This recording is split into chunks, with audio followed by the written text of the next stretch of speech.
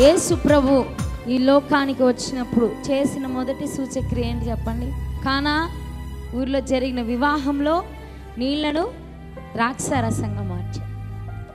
యేసు ప్రభు వారి దగ్గరికి తల్లి అయిన మరియా వెళ్ళి ఇలా ద్రాక్షారసం అయిపోయిందని చెప్తే యేసు ప్రభు వారు చెప్పిన మాట ఏంటి చెప్పండి? ఇంకనూ నా సమయం రాలా. కానీ ఇంకనూ నా సమయం రాలేదంటే మీ జవాబు ఏమై ఉంటుంది? అలా అనకు, ఏదో ఒకటి చెయ్యి అని చెప్తారు.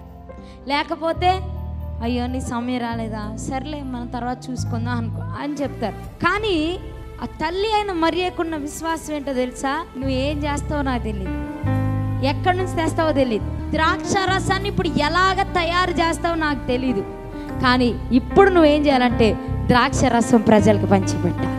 ఆమె ఇంటెన్షన్స్ అలాగే ఉన్నాయి. అందుకే ఏమంటదంటే శిష్యులను చూసి, అక్కడ పరిచారకులను చూసి, ఆయన ఏం చెప్తారో అది చేయండి, మీరు ఏం మాట్లాడద్దు. ఈరోజు నీ విశ్వాసం ఎలా ఉండాలో తెలుసా? తల్లి అయిన మరియలా ఉండాలి. ఏం చేస్తావో తెలియదయ్యా, నా శ్రమకాలం నుండి, నా కష్టకాలం నుండి, నా పోరాటం నుంచి, నా ఇబ్బంది నుంచి, నేను ఎదుర్కొనే ఒత్తిడి నుంచి నువ్వు ఎలా బయటికి తీసుకొస్తావో నాకు తెలీదు.